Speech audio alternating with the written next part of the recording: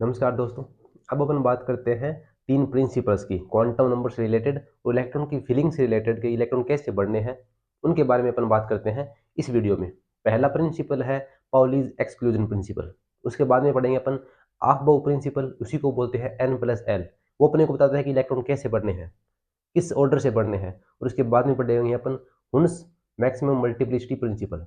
ठीक है, कि इलेक्ट्रॉन बढ़ने का ऑर्डर क्या है, सही तरीका क्या है, वो इस वीडियो में अपन देखेंगे तीनों के तीनों प्रिंसिपल से। तो पहला है पाउलीज एक्सक्लूजन प्रिंसिपल। ये क्या बताता है कि जैसे अपने क्वांटम नंबर पढ़ी थी, एक एटम के अंदर एक इलेक्ट्रॉन की चार क्वांटम नंबर्स होती है, अपने देखी थी। ये बताता है कि एक एटम के अंदर कितने भी इलेक्ट्रॉन हो सकते हैं, लेकिन इन्हीं दो इलेक्ट्रॉनों की जो चार क्वांटम संख्या है वो चारों की चारों इक्वल नहीं हो सकती। जैसे बात करें सोडियम है, सोडियम के अंदर 11 इलेक्ट्रॉन्स हैं, तो हर एक इलेक्ट्रॉन की जो चार क्वांटम संख्याओं का जो सेट बन रहा है वो अलग अलग होगा। हो सकता है तीन समान हो, लेकिन चौथी जो क्वांटम नंबर है वो अलग होगी। मतलब कि एक लोकेशन के अंदर दो इलेक्ट्रॉन नहीं हो सकती। पाउली ने यही बताया था कि there are no two electron in an atom can have all the four quantum number are same. मतलब चारों के चारों क्वांटम संख्या बराबर नहीं हो सकती एक एटम के किन्हीं दो इलेक्ट्रॉनों की। हाँ, अलग अलग एटम्स के किन्हीं दो इलेक्ट्रॉनों की चारों क्वांटम संख्या समान हो सकती है, लेकिन एक ही एटम के किन्हीं दो इलेक्ट्रॉनों की चारों क्वांटम संख्या इक्वल नहीं हो सकती। कुछ ना कुछ फर्क होगा, तीन इक्वल हो सकती है, दो इक्वल हो सकती है, एक इक्वल हो सकती है, लेकिन चारों की चारों क्वांटम संख्या इक्वल नहीं हो सकती। अपन देखेंगे इसका मतलब क्या है। इस पर हम बात करते हैं नाइट्रोजन की। नाइट्रोजन का इलेक्ट्रॉनिक विन्यास है 1s2 2s2 2p3।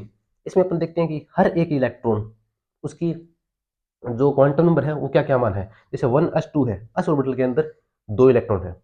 ठीक है, तो देखते हैं पहला इलेक्ट्रॉन है 1s2, उसके लिए जो पूरा ये पूरा ऑर्बिटल है इसके लिए n की वैल्यू 1 होगी। n की वैल्यू 1 है और l की वैल्यू 0 होती है, s के लिए l की वैल्यू 0 होती है। दूसरी, अगर l की वैल्यू 0 है तो m की वैल्यू भी 0 होगी। और तीसरी है स्पिन क्वांटम नंबर। अगर क्लॉकवाइज के लिए अपन प्लस हाफ मान रहे हैं, तो दूसरा जो एंटी क्लॉकवाइज है उसके लिए जो स्पिन क्वांटम नंबर है उसका मान माइनस हाफ होगा। मतलब ये देखो तीन समान है तीनों के लिए, लेकिन जो चौथी है वो इसके लिए प्लस हाफ है, इसके लिए माइनस हाफ है। अगर बात करें दूसरे ऑर्बिटल की, सॉरी 2s2 की, तो 2s2 में जो दो इलेक्ट्रॉन है उसके लिए पहली तीन क्वांटम संख्याएं n l m ये तो इक्वल है, इसके लिए भी दो है n की वैल्यू, l की वैल्यू इसके लिए भी दो है, दोनों के लिए 0 0 है, और m की वैल्यू दोनों के लिए 0 0 है। लेकिन जो स्पिन क्वांटम नंबर है, चौथी क्वांटम नंबर है, वो पहले वाले के लिए प्लस हाफ है और दूसरे वाले के लिए माइनस हाफ। यही पाउली ने बताया था कि चारों क्वांटम संख्या समान नहीं हो सकती। हाँ, तीन हो सकती है, दो हो सकती है। ठीक है, अगर बात करें 2p3 में, 2p3 मतलब तीन इलेक्ट्रॉन है। अब तीनों इलेक्ट्रॉनों के अपन क्वांटम नंबर्स देखते हैं कि क्या क्या है। 2p है तो पहले 2 लगा है, मतलब n की वैल्यू 2 है। उसके बाद में l की वैल्यू देखें तो p के लिए l की वैल्यू होती है 1।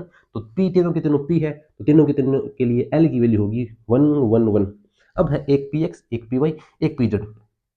अब जो अपने पास l की वैल्यू है 1, तो अपन m की वैल्यू किस प्रकार से करते हैं, -1 0 +1, मतलब -l से +l इंक्लूडिंग 0। तो यहाँ पे जो m की वैल्यू होगी वो +1 -1 और 0 होगी। तो यहाँ पे ऊपर वाले दो समान है, तीसरे वाले समान नहीं है। और उसके बाद में जो s है वो तीनों के लिए प्लस हाफ प्लस हाफ है। मतलब ये और ये तीन क्वांटम नंबर्स हैं वो सेम है, लेकिन जो m है वो क्वांटम नंबर सेम नहीं है। यही पाउली जी ने बताया था कि एक ही एटम के अंदर किन्हीं दो इलेक्ट्रॉनों की चारों क्वांटम संख्याएं समान नहीं हो सकती। या अपन बोल सकते हैं कि एक ही एटम के अंदर एक जैसी लोकेशन के दो इलेक्ट्रॉन नहीं हो सकते, एक लोकेशन के अंदर एक ही इलेक्ट्रॉन मिलेगा। ये अपने को पाउली ने बताया था। उसके बाद में अगर बात करें मैग्नीशियम की, जैसे इसके लिए बात करेंगे तो इसके लिए n की वैल्यू होगी 1, l की वैल्यू 0, सेम m की वैल्यू 0, और s की वैल्यू पहले के लिए प्लस हाफ और दूसरे के लिए माइनस हाफ। अगर अपन बात करें लास्ट इलेक्ट्रॉन के लिए 3s2 के लिए, तो जो पहले दिया गया है मतलब ये थर्ड सेल का एलिमेंट है, थर्ड सेल के अंदर इलेक्ट्रॉन है, तो ये है n की value, n is equal to 3। पहले के लिए जैसे 3s2 है, इसके अंदर दो इलेक्ट्रॉन है, पहला और दूसरा, दोनों के लिए n की वैल्यू 3 है। s के लिए l की वैल्यू होती है 0, तो l की वैल्यू 0। m है वो भी दोनों के लिए 0 0, s के लिए 0 0 है, तो m की वैल्यू 0 होगी। अब s की बात करते हैं, तो s इसके लिए प्लस हाफ है, तो इसके लिए माइनस हाफ। मतलब तीन ऊपर वाली तीन क्वांटम नंबर्स है वो सेम है, लेकिन चौथी है वो अलग अलग है। यही बताया था पाउली ने। दूसरा अगर हम बात करें सोडियम की, तो इसके लिए n की वैल्यू 1, इसके लिए n की वैल्यू 2, इसके लिए भी n की वैल्यू 2, और इसके लिए n की वैल्यू 3। ये अपने पास सेट है क्वांटम नंबर्स के। देख लो किसी भी इलेक्ट्रॉन की चारों क्वांटम नंबर सेम नहीं है। ठीक है, जैसे यहाँ पे बात करें 2p6 के 6 इलेक्ट्रॉन के जो क्वांटम नंबर्स है वो 6 के 6 अलग है, सेट अलग बन रहे हैं। जैसे इसके लिए n की वैल्यू है वो दोनों 6 को 6 इलेक्ट्रॉन के लिए 2 है, l की वैल्यू है वो 6 के 6 इलेक्ट्रॉन के लिए 1 है। अब क्या होता है, स्टार्ट यहाँ से कि 2 इलेक्ट्रॉन है उनके लिए m की वैल्यू 1 है, 2 इलेक्ट्रॉन के लिए -1 है और 2 इलेक्ट्रॉन के लिए 0 है। अब जो जिनके 2 के लिए l की जो m की वैल्यू 1 1 है उसके लिए s की वैल्यू अलग अलग है, एक की +12 एक की -12। ठीक है, तो इस प्रकार से अपन बोल सकते हैं कि चारों क्वांटम नंबर एक ही एटम के किन्हीं 2 इलेक्ट्रॉन की सेम नहीं हो सकती। हाँ, अलग अलग एटम्स के इलेक्ट्रॉनों की चारों क्वांटम संख्याएं समान हो सकती है। कैसे, अपन देखते हैं अभी। अगर इस इलेक्ट्रॉन की बात करें सोडियम के लिए तो n की वैल्यू क्या है 3, l की वैल्यू 0, s के लिए l की वैल्यू 0 होती है, m की वैल्यू है 0 और s की बात करें तो उसकी वैल्यू है +12। दूसरा आइटम लेते हैं अपन मैग्नीशियम। उस मैग्नीशियम की अगर पहले इलेक्ट्रॉन के लिए बात करें तो चारों क्वांटम संख्या क्या है 3 0 0 हाफ, 3 0 0 हाफ। मतलब किन्हीं दो अलग अलग एटम्स के लिए चारों क्वांटम संख्या समान हो सकती है, लेकिन एक ही एटम के लिए चारों क्वांटम संख्याएं समान नहीं हो सकती। अगर समान है तो वो बढ़ने का तरीका गलत है। वो तरीका अपने को कुंड और अपने को बताते हैं ऑफ बाउ या n+l रूल। जैसे इक्वल ये दोनों कब होती, इक्वल तब होती जब इनके लिए दोनों के लिए स्पिन है वो एक जैसे होती है, और एक जैसे स्पिन हो नहीं सकते, ये अपने को हुंड ने बताया था। ठीक है, तो अपन देखेंगे कि अपने को इलेक्ट्रॉन भरने आने चाहिए, अच्छे से आने चाहिए, किस कौन कौन से रूल फॉलो करते हैं। अगर ये रूल फॉलो कर रहे हैं तो चारों क्वांटम संख्याएं समान नहीं हो सकती। इसके लिए अपन बोलते हैं कि ये इसका सही ऑर्डर होगा और इसके लिए क्वांटम संख्या ये होगी। बात करते हैं दूसरे प्रिंसिपल की, ऑफ बाउ प्रिंसिपल की। हाफ बाउ प्रिंसिपल को अपन n+l रूल बोलते हैं। कहता क्या है हाफ बाउ प्रिंसिपल, कि अपने को इलेक्ट्रॉन फिल किस प्रकार से करने हैं कि पहले इलेक्ट्रॉन उनको फिल करने हैं जिनके लिए एनर्जी कम चाहिए, पहले कम एनर्जी वाले, फिर धीरे धीरे अधिक ऊर्जा वाले।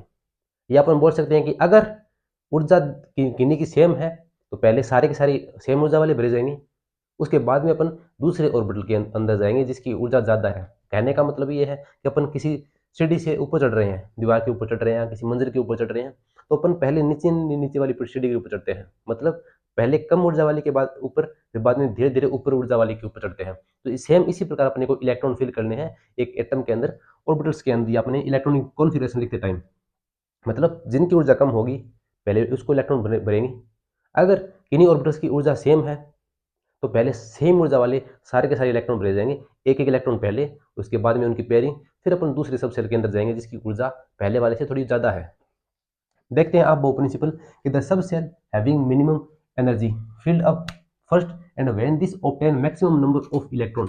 अगर उसके अंदर जितने ऑर्बिटल के अंदर इलेक्ट्रॉन आ सकते हैं उस इलेक्ट्रॉन को भरने के बाद में अपन नेक्स्ट सब सेल की ओर मूव करेंगे। Then the next subshell of higher energy start filling. मतलब पहले अपन सेम ऊर्जा वाले या कम ऊर्जा वाले भरने हैं। कम ऊर्जा वाले मान लें 3 ऑर्बिटल एक जैसे हैं तो पहले 3 ऑर्बिटल्स को पूरा का पूरा भरते हैं। 3 ऑर्बिटल के अंदर अपन जानते हैं 6 इलेक्ट्रॉन आते हैं तो पहले 6 इलेक्ट्रॉन बढ़ने हैं। 6 इलेक्ट्रॉन बढ़ने के बाद में अपन को नेक्स्ट सब सेल की ओर फॉरवर्ड करना है, मूव करना है। देखते हैं ऊर्जा का जो ऑर्डर क्या होता है, वो क्या होता है कि पहले सबसे कम ऊर्जा वाले लिख रहे हैं तो सबसे कम ऊर्जा होती है 1s की, तो इसी के कारण अपन पहले इलेक्ट्रॉन लिखते हैं 1s के अंदर। s के अंदर अपन जानते हैं कि मैक्सिमम 2 इलेक्ट्रॉन आ सकते हैं तो 2 इलेक्ट्रॉन s के अंदर भरे जाएंगे। फिर अपन 2s के अंदर जाएंगे। 2s के अंदर भी अपने को पता है कि s ऑर्बिटल के अंदर 2 इलेक्ट्रॉन भरे जाते हैं तो s के अंदर 2 भरे जाएंगे, उसके बाद में p की ओर जाएंगे। p के अंदर अपन जानते हैं कि 6 इलेक्ट्रॉन भरे जा सकते हैं तो 6 इलेक्ट्रॉन p के अंदर पूरे के पूरे भरेंगे। पहले 3 इलेक्ट्रॉन हाफ फील्ड की तरह, बाद में पेयरिंग करवाएंगे और फिर 6 इलेक्ट्रॉन भरे जाने के बाद में ये अपन नेक्स्ट एनर्जी वाले लेवल पर जाएंगे, 3s की ओर जाएंगे। इस प्रकार से अपने पास एनर्जी का लेवल है कि सबसे कम 1s, फिर 2s, फिर 2p, 3s, 3p, 4s, 3d, 4p, 5x, 5s, 4d, 5p, 6s, 4f, 5d, 6p, 7s, 5 of 6d और 7p। ये ऑर्डर है अपना एनर्जी फिल करने का। सबसे कम कम इसकी एनर्जी तो सबसे पहले ये, इस प्रकार से अपने को ऑर्डर है। अपने को स्टार्टिंग वाले तो आ जाते हैं कि 1s, 2s, 2p, 3s, 3p, इस प्रकार से। लेकिन यहाँ पे जाके दिक्कत आती है कि पहले कौन से वाले भरे जाएंगे। इसके लिए इसी रूल को अपन लिखते हैं n+l रूल के हिसाब से। n+l क्या होता है, n है प्रिंसिपल क्वांटम नंबर और l है एजीमुथल क्वांटम नंबर। देखते ही अपने को पता चल जाएगा। जैसे 4s है तो 4s के लिए 4 है वो तो है प्रिंसिपल क्वांटम नंबर और s है वो है एजीमुथल क्वांटम नंबर। अपने को पता होना चाहिए कि s के लिए और एस ऑर्बिटल के लिए जो एजीमुथल क्वांटम नंबर है एल है, उसका मान क्या होता है, पी के लिए क्या, डी के लिए और एफ के लिए क्या क्या होता है। सामने वाले जो दिया गया है जो न्यूमेरिकल वैल्यू है वो एन की वैल्यू होती है, उसमें कोई दिक्कत नहीं है।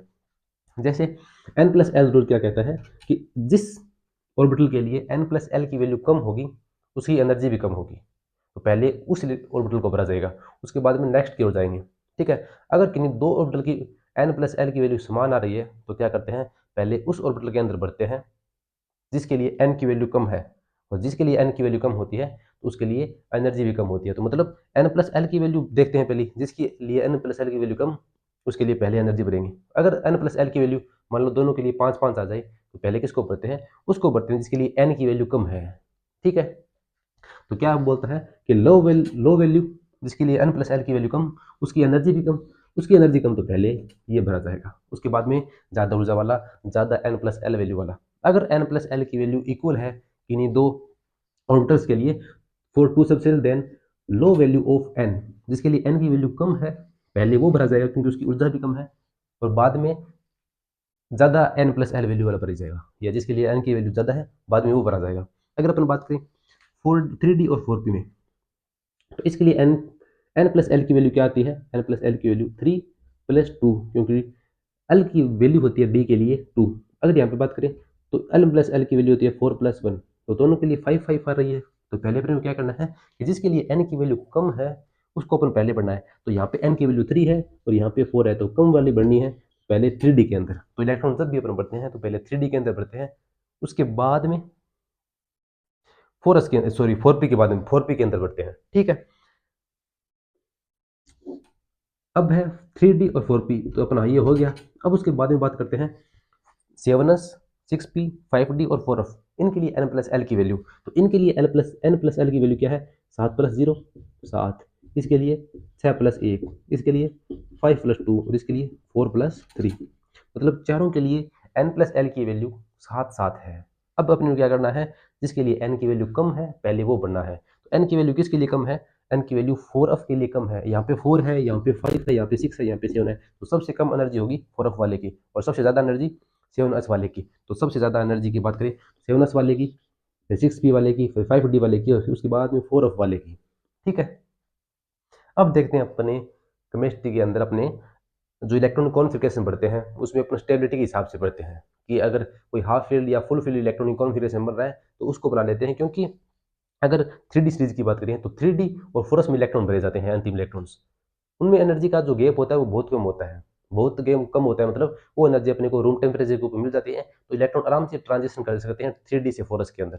और वो स्टेबिलिटी प्रदान करने के लिए अपना इलेक्ट्रॉनिक कॉन्फ़िगरेशन इस प्रकार से कर देते हैं। जैसे क्रोमियम है, क्रोमियम का इलेक्ट्रॉन विन्यास होना क्या चाहिए, आर्गन, आर्गन के अंदर 18, उसके बाद में है 3D और 4s के अंदर, इसके लिए एन प्लस एल की वैल्यू 4 है, इसके लिए एन प्लस एल की वैल्यू 5 है, तो पहले 4s पूरा भरा जाना चाहिए, 4s पूरा का पूरा, उसके बाद में 3D, 24 है तो 18 इसके अंदर, 18 2 20, अब 4 आने चाहिए।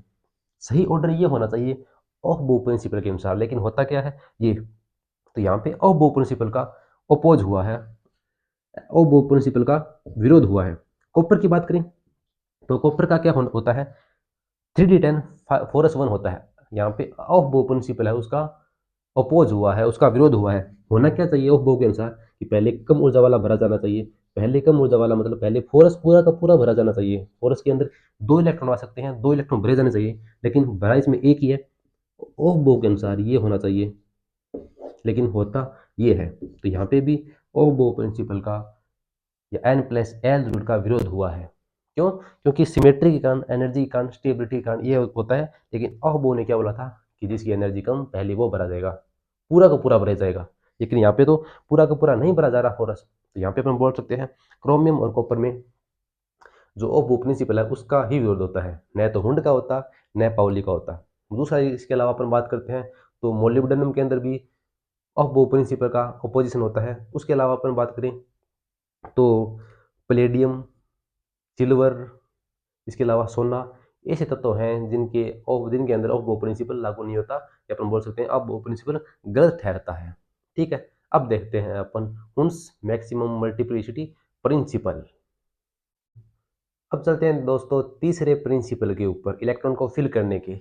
पहला था पाउलीज एक्सक्लूजन प्रिंसिपल, उसके बाद में था अबाउ, अब है हुंड्स मैक्सिमम मल्टीप्लिसिटी प्रिंसिपल। इसमें क्या है कि अपने को क्या है कि electron are distributed among the orbitals of a subshell in such a way to give maximum number of unpaired electron with parallel spin. कहने का मतलब ये है कि अपने को जैसे पता था कि इससे पहले आप बाव ने बताया था कि पहले कम ऊर्जा वाले बढ़ने हैं, और अगर ऊर्जा समान है तो पहले सारे के सारे सम ऊर्जा वाले को बढ़ना है। हुंड ने बताया कि पहले ऑर्बिटल्स जैसे पी है उसके अंदर 3 ऑर्बिटल्स हैं, तीनों के अंदर पहले एक एक इलेक्ट्रॉन बढ़ते हैं, तीनों की एनर्जी सेम होती है, पहले एक एक इलेक्ट्रॉन बढ़ने के बाद में ही उसमें पेयरिंग करवाई जाती है पी ऑर्बिटल्स के अंदर। डी के अंदर भी इसी प्रकार से होता है, तो मतलब सेम एनर्जी वाले पहले एक एक इलेक्ट्रॉन ले जाते हैं, उसके बाद में पेयरिंग स्टार्ट होती है। हुंड ने ये बोला था कि पहले एक एक, ताकि जो अपने पास maximum number of unpaired electron मिल जाए।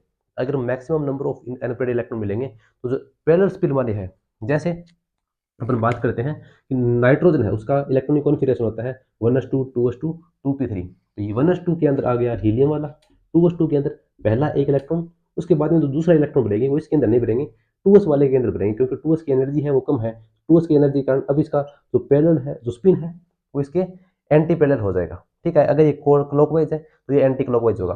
2p3 में अपने को क्या करना है कि एक एक इलेक्ट्रॉन बढ़ने हैं इस प्रकार से।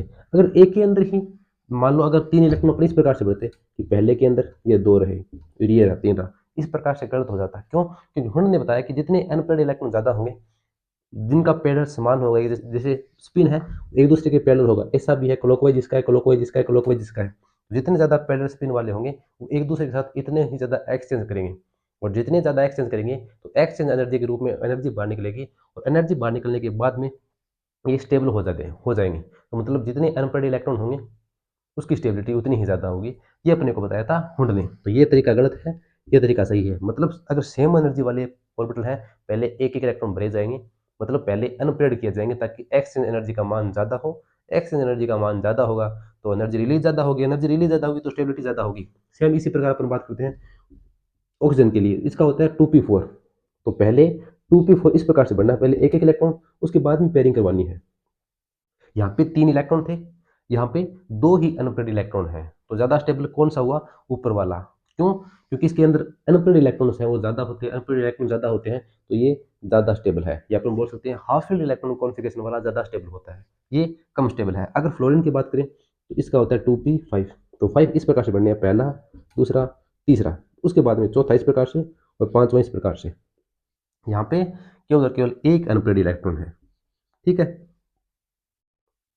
अब अगर अपन बात करें कॉपर और क्रोमियम की, जैसे क्रोमियम है उसका क्या होता है? Argon 3d5 4s1। ठीक है, होना क्या चाहिए था वैसे आहबो के अनुसार, हुंड के अनुसार, सॉरी आहबो के अनुसार वो होना चाहिए था 3d4 और 4s1 4s2। अगर 3d4 इस प्रकार से होता तो इसके अंदर इस प्रकार से होती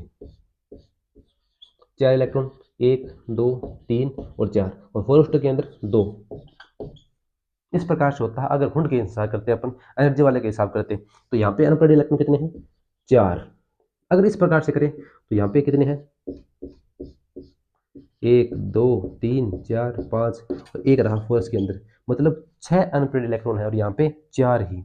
यहाँ पे 6 एक्सचेंज कर सकते हैं, यहाँ पे केवल और केवल 4 ही एक दूसरे के साथ एक्सचेंज कर सकते हैं, तो यहाँ पे एक्सचेंज एनर्जी का मान ज़्यादा होगा, स्टेबिलिटी ज़्यादा होगी। दूसरी सिमेट्रिकल है, हाफ फील्ड है सारे के सारे, तो ये सिमेट्रिकल है, तो इसके कारण ये ज़्यादा स्टेबल होता है। दूसरा, हुंड का नियम भी फॉलो होता है। हुंड का नियम मतलब मैक्सिमम इलेक्ट्रॉन अपने पास हो। ठीक है, तो यहाँ पे हुंड का नियम फॉलो होता है क्रोमियम और कॉपर के अंदर, लेकिन आहबो का जो प्रिंसिपल है वो फॉलो नहीं होता। ठीक है, तो ये अपना था आहबो, पाउलीज, हुंड प्रिंसिपल्स। ठीक है, ये अपने को आना चाहिए। मतलब हुंड का यही है कि पहले सेम ऊर्जा वाले में एक एक इलेक्ट्रॉन भरो, उसके बाद में पेयरिंग स्टार्ट करो। एक एक इलेक्ट्रॉन भरेंगे तो अनपेयर्ड इलेक्ट्रॉन की संख्या ज़्यादा होगी, अनपेयर्ड इलेक्ट्रॉन की संख्या ज़्यादा होगी तो ज़्यादा स्टेबल होगा, एक्सचेंज ज़्यादा कर सकेगा। ठीक है, दूसरा क्या होता है कि इस रूल से अपने को ये भी पता चलता है कि जिसके अंदर जितने ज़्यादा अनपेयर्ड इलेक्ट्रॉन होंगे उसकी मैग्नेटिक प्रॉपर्टी उतनी ही ज़्यादा होगी, मतलब वो पैरामैग्नेटिक होगा। अगर किसी के अंदर 3 इलेक्ट्रॉन है अनपेयर्ड तो उसके लिए मैग्नेटिक प्रॉपर्टी ज़्यादा होगी, या मतलब पैरामैग्नेटिक है वो ज़्यादा होगा। उसके बाद में अगर जिसके लिए 2 है तो उसके लिए कम होगा, एक वाले के लिए और कम होगा, और जिसके लिए एक भी अनपेयर्ड इलेक्ट्रॉन नहीं है तो वो डायमैग्नेट होगा नेचर में। मतलब जो मैग्नेट है उसके प्रति कोई भी अट्रैक्ट या रिपल्सन कोई भी शो नहीं करेगा। ठीक है, तो इसके बारे में बताती है अपनी हुंड रूल, मतलब मैग्नेटिक प्रॉपर्टी के बारे में भी बताता है। पैरामैग्नेटिक और डाईमैग्नेटिक, मतलब पैरामैग्नेटिक वो होगा जिसके अंदर अनपेड इलेक्ट्रॉन होंगे। अच्छा, पैरामैग्नेटिक वो होगा जिसके अंदर अनपेड इलेक्ट्रॉन की संख्या ज़्यादा हो और वो ही ज़्यादा स्टेबल होगा। तो कॉपर है उसके अंदर मैक्सिमम 6 अनपेड इलेक्ट्रॉन है, सॉरी क्रोमियम के अंदर। ठीक है, दूसरा अगर ये भी हो सकता था, जैसे कॉपर है, इसका होता है 3d10 4s1, इसके अंदर 10 इलेक्ट्रॉन है डी के अंदर। ये लो, उप, ऊपर वाला ऊपर, क्लॉकवाइज वाला क्लॉकवाइज के साथ और एंटी क्लॉकवाइज एंटी क्लॉकवाइज के साथ में एक्सचेंज करेगा, तो एक्सचेंज ऊर्जा का मान ज्यादा होगा, एक्सचेंज एनर्जी का मान ज्यादा होगा, तो उसकी स्टेबिलिटी उतनी ज्यादा होगी। ये है, ये इलेक्ट्रॉन इसके साथ भी एक्सचेंज कर सकता है, इसके साथ में भी, इसके साथ में भी और इसके साथ में भी, और नीचे वाला इसके साथ में भी, इसके साथ में भी, इसके साथ में भी और इसके साथ में, मतलब इतने एक्सचेंज कर सकते हैं। ठीक है, तो जितना ज़्यादा एक्सचेंज एनर्जी का मान उतनी ज़्यादा स्टेबिलिटी। ये था अपने का हुंड का प्रिंसिपल, और अपने को बताता है कि इलेक्ट्रॉन किस प्रकार से फिल करने हैं। ये तरीका कभी भी गलत नहीं होना चाहिए। हुंड का प्रिंसिपल, आहबो का प्रिंसिपल जो वो गलत हो सकता है, लेकिन हुंड का कभी भी नहीं होना चाहिए। हुंड को ध्यान में रखते हुए भी इलेक्ट्रॉन बढ़ने हैं। दूसरा, कभी भी ऐसा नहीं होना चाहिए कि सेम पेयर के इलेक्ट्रॉन बढ़ती है, ये इस प्रकार से नहीं। सेम पेयर का नहीं, सेम स्पिन के इलेक्ट्रॉन एक ऑर्बिटल के अंदर नहीं आ सकते, अलग अलग ऑर्बिटल के अंदर। जैसे पी है, पी के अंदर 3 ऑर्बिटल होते हैं, P X P Y P Z. P X के अंदर क्लॉकवाइज वाला एक ही आ सकता है, दूसरा आएगा तो एंटी क्लॉकवाइज वाला होगा। हाँ, पी एक्स के अंदर क्लॉकवाइज और पी वाई के अंदर भी क्लॉकवाइज आ सकता है और पी जेड के अंदर भी क्लॉकवाइज आ सकता है, लेकिन एक ही के अंदर दो क्लॉकवाइज नहीं आ सकते, दो एंटी क्लॉकवाइज नहीं आ सकते।